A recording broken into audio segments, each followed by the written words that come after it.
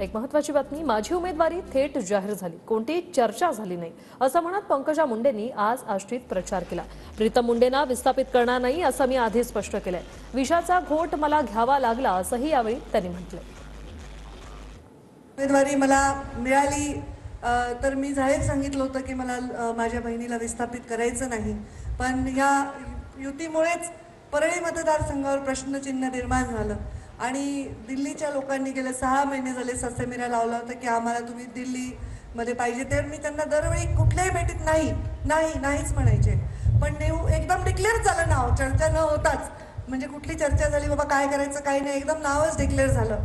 आणि ते डिक्लेअर झाल्यानंतर प्रीतमताई मला भेटायला आल्यावर मी एवढा गळा करून तर रडलेच नसेल, लहानपणीच रडले असेल मी, एवढे रडले, मला एवढं वाईट वाटलं। आमच्या बहिणींचं एक जीव असं नातं आहे, त्यामुळं अत्यंत हा कडू घोट मला प्यावा लागला, कारण विष पचवण्याची ताकद सुद्धा कसं असते, समृद्ध मंथनात महादेवालाच ते विष प्राशन करावं लागलं।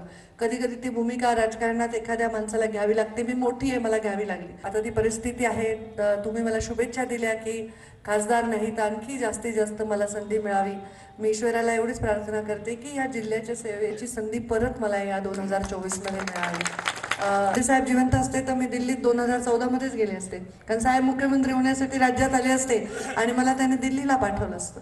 तसं मला काही म्हणजे मी कुठं पत्र घेऊन उमेदवारीसाठी काही बायोडेटा घेऊन तर फिरले नाही बाबा, पण मला आता ही उमेदवारी आली। आता पर्याय काय आहे आपल्याला, जी राजकारणामध्ये ताकद आपली एवढी मोठी आहे, नुसती बीड जिल्ह्यात नाही राज्याच्या बाहेर राज्यात आहे, आणि राज्यातला सर्व जो मुंडे साहेबांवर प्रेम करणारा वर्ग आहे त्या सगळ्यांनी, सगळ्या समाजाच्या वर्गांनी मला सांगितलं ताई तुम्ही आहेत तर राजकारणात आम्हाला फार आधार वाटतो।